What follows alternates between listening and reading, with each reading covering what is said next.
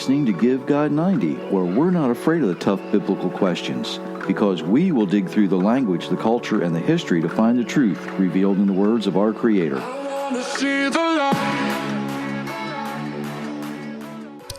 Hello, everyone. Thank you for letting me spend some time with you. I am kind of being monitored and supervised. Myra is actually upstairs, and she's making bread for the week, so she's doing what she does. Not saying that she doesn't want to be down here with me and doing this, just saying she's got other things to be doing, but, you know, she's kind of keeping an eye on me the best she can. If you like the things that you hear, those like buttons and share buttons really do help us out. They make it easier for people to find us just like you did, and we appreciate all of those things. The likes and the shares, just, you know how the algorithms work by now, right? It just makes it easier for people to find us, and we really appreciate everybody who hits those buttons. I really, really do. If you haven't been to GiveGod90.com lately, you may want to check that out. Author Jerry Mitchell is where the books are sold, so, you know, appreciate that support as well. Order the books, lots of books, appreciate it. Yes, I joke about that because some of you folks, you know, they're like, oh, I really want to get these, but man, I just don't know if it's what I want to read. Trust me, start with Tradition to Truth. Then order God's Universe, God's Rules. And if you're still interested and you want to learn more, Inheriting Lies is the way to go. That is the book that should be on the desk of every seminary student and every Bible college student in the world. Just saying. It answers a lot of the questions that they're going to get asked. And if they can answer them honestly, it you know, and that's what I try to do, is give honest answers. That's where it's going to be. Before I get started, I need to say next week, I'm going to be on a bit of a hiatus. Our son and his family are coming in from Colorado. And I'm going to spend time with two of the grandchildren I don't get to see that much. So we're going to be doing things with them and having family time, and I hope you understand that. I apologize for any interruption, but chances are you're not going to hear from me next week. You know, I need some family time. I really do. And it helps me keep my head on straight too, right? And the better I keep my head on straight, the easier it is for me to give you the information, the honest, accurate information that you need to hear. Also, something I want to do, and I was going to try and do it today, I just ran out of time. There is a video I want to make.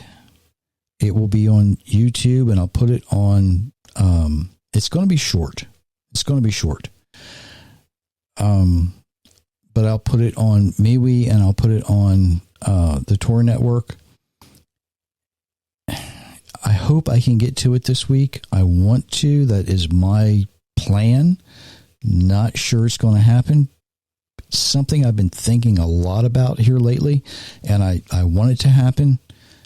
Hopefully it will. So be on the lookout for that. Something else I want to talk about before I get into my subject tonight. If you are more than about 30 years old, you know how time seems to fly, right? And you know, time seems like it's moving faster. Well, it isn't. It's perspective. As we get older, time seems to speed up. And one of the things that I heard this week bothered me. And it bothered me in a way I really wasn't sure it was going to bother me, and then I understood why it did. Because I'm saying this because I need to contradict something. And what I heard this week comes from Matthew 24:22, which reads, "If those days had not been cut short, nobody would be saved, but for the sake of the elect, those days will be cut short." Now, the man who was delivering this was talking about Jesus, speeding up time. I want you to think about that. This particular verse does not, and I need to repeat, it does not indicate that time will move faster in the end times. This verse tells us that in the time of trouble, the time of tribulation, however you want to say it, it's not going to last forever. There will be an end. When we go someplace fun and we're involved in something fun, hopefully like I'm going to be involved with next week with the grandkids, time flies, right? Now, if you go someplace that you don't want to be, time just seems to drag on and on and on. Some of you might be thinking, well, some of your podcasts drag on and on and on too. I try not to do that, but it happens. I'll admit that. When Meyer and I were first married, I remember sitting at a dinner. The speaker was speaking. He'd been speaking for about 30 minutes. I looked at my watch and I said, okay, this is enough. I'm not going to say his name. I don't even know if the man's still alive. Knew him fairly well back then. I haven't seen him in a long time, though.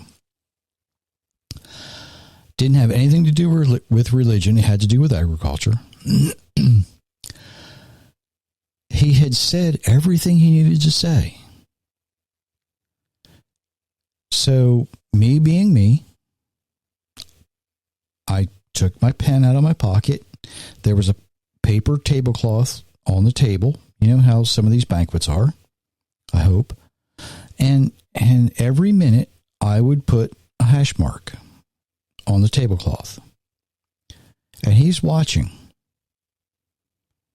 And when I got to 5, he thought, I should probably stop now. He knew me well enough to know that if I had heard everything that he was saying, he was done. He watched me for that long, and he just kind of looked down at me and kept speaking, looked down at me and kept speaking, and I'd put a hash mark. And when I got to 5, he said, okay, I'm done. Now, to answer a question that regular listeners might be asking, yes, even 30-some years ago, I could be very intimidating to public speakers. And no, I didn't care what anybody else thought. People sitting around me were watching, and they were wondering, and they were listening, and they were seeing what was going on. It's one of the first times Myra had accompanied me to one of these events. It made an impression on her because she still talks about it from time to time. Right? So it was, it was one of those times when I was in the right place at the right time, and I used a very, very non-evasive, non-confrontal way of saying, enough's enough. You said what you said, sit down. Now, I know that as we age, time seems to speed up, but it doesn't. It's our perspective. We get older, and so it seems that the days and the weeks and the months and the years just seem to fly by. But they don't. It's the same amount of time. Our Creator does not change that. So, as you can imagine, when I heard And this is what the fellow said. Jesus will speed up time as the end of the world approaches. Like, wait a minute. Who gives him the authority to do that? That authority comes from the Father.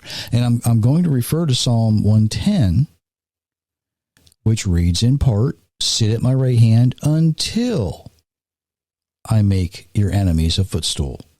You just sit here and watch and learn until I act. Now, obviously, that's not happened yet. And until it does, the Son will not have the authority to change anything that the Father has not changed on his own. And we know from my favorite verse, God does not change. Malachi 3:6, I believe is what it is. I don't know where people come up with this stuff, but it's out there.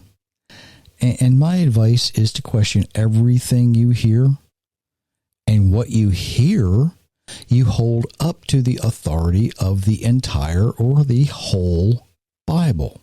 You don't take the authority of the Bible and hold it up to what you hear. You compare what you hear with the Bible, because the Bible we know is true. More on that in a little bit.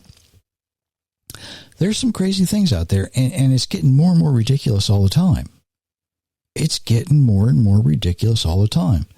The tribulation, or the time of trouble, however you want to say it, it's only going to last as long as our Creator allows it. And he does this for a reason, so that everyone will know it's from him and not from man. It's that simple. Time stays the same. It's our perspective that changes. It's only going to last as long as he allows. So let's move on to what I want to look at in this particular episode. And this comes from something that was said to me a couple of times over the last few weeks, and it's by more than one person. And I'm going to be honest, and I'm going to be brutal. It's kind of a silly saying that's gotten more and more popular. And this silly saying is, well, I feel in my heart. Now, when I hear this, well, I feel in my heart, I want to reach out and get the attention of the person who says it and shake some reality into their life. I haven't done it. I don't intend to do it. I'd like to do it, but I don't. Instead, I just smile and nod. You know how you do, right? And I let them paint themselves into their own corner.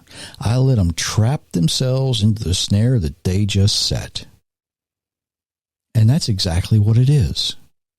When somebody says they believe something in their heart, they may believe it. I understand. They think it's truthful. They think it's accurate. They think it's factual. But unless they can provide witnesses for what they say, it's not. It's simply not. You might be saying, well, give me an example here. All right, here we go. Let's pretend for a minute that you believe 2 + 2 = 5. Just saying. 2 + 2 = 5. Now we know that's nuts. Can you provide a mathematical concept to support that belief? I doubt it. You probably cannot come up with any mathematical concept, any mathematical equation that's going to say 2 + 2 = 5. But just because you believe something does not automatically make it true. You know, I can say, I believe the sky is purple. Does not make it true whatsoever. You know, and as I was thinking about this, it's like, you know what?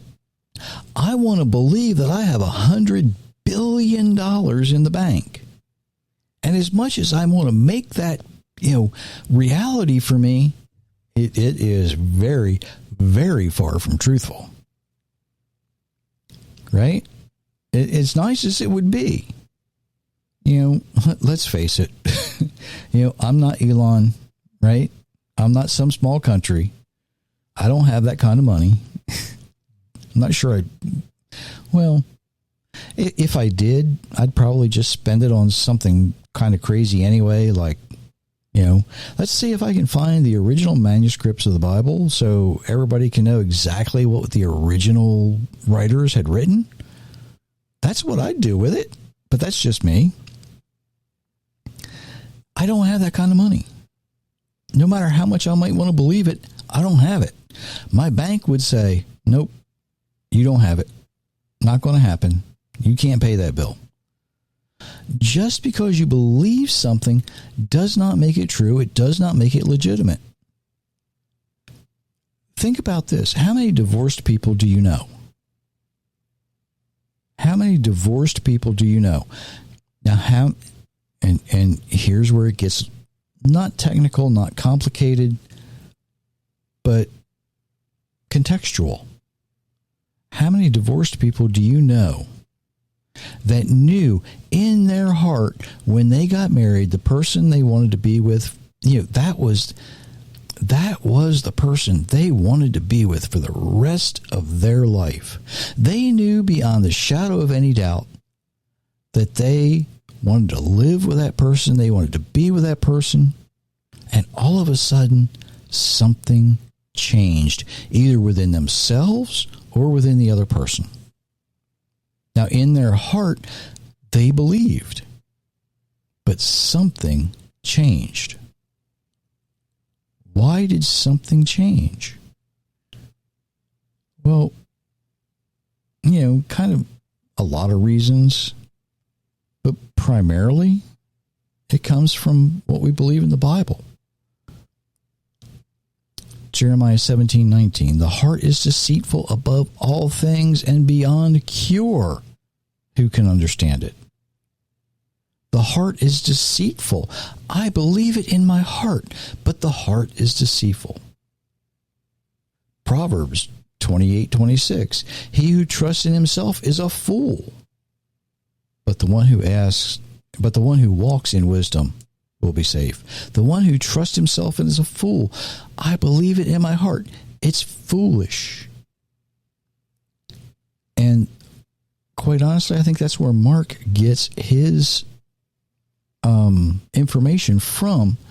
If you look at Mark chapter 7, verses 21 through 23. From within the hearts of men come evil thoughts. From within the hearts of men come evil thoughts. Sexual immorality, theft, murder, adultery, greed, wickedness, deceit, debauchery, envy, slander, arrogance, foolishness. All of these evils come from within. And it is what is within that defiles a man or a woman. All of those verses come together. Each and every one of them. We should not rely on our own heart to guide us. We should not rely on our own mind to guide us. Instead, we rely on the word of our Creator. Proverbs 3:5, trust the Lord with all your heart, but our heart's deceitful. But if we trust the Lord with everything we have, we do not lean on our own understanding. If I put this in today's vernacular, rely on God, don't trust yourself. We see this when Gideon lays out the fleece. He's not testing the Creator, he's testing himself. He's like, look, if this is what you want, show me. I'll believe you. I don't believe me. I want to make sure what I'm hearing comes from you and not from me. We see it in 1 Chronicles 14. David inquired of God, should I go up against the Philistines? Will you deliver them? And God replied, yes, I'll deliver them into your hand. Now, we're not always going to get a quick answer, right? We might not always get the answer we want. some years ago, there was a song that it was a American country song. And it said, some of God's greatest gifts are unanswered prayers. If you listen to that song carefully, you're going to recognize the prayers in that song were not unanswered prayers. God simply said, no, don't do that. This isn't for you. I have something better for you. I have something better. You may believe with all your heart that 2 plus 2 should equal 5, but it doesn't. You may believe with all your heart, you pick a subject. Doesn't matter what it is. If you cannot provide witnesses for it, if you can't provide confirmation for it, it doesn't matter what you believe, it's not true. You may believe with all your heart that something that someone you trusted is fact when it isn't. That's why I wrote the book Inheriting Lies.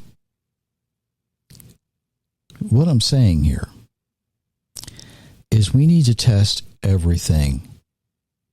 And we need to believe what the Creator says is true. That is what you can believe. If you want to believe something in your heart, believe the sacred words of our Creator. He's the only one that I know you can completely trust. And when you learn to believe Him, He's not going to lead you down a path that is not right for you. Now, that path might seem a little strange, might seem a little weird, might seem a little dangerous, just saying. But it will be the right path for you, because the reality is our Creator, He's the only one.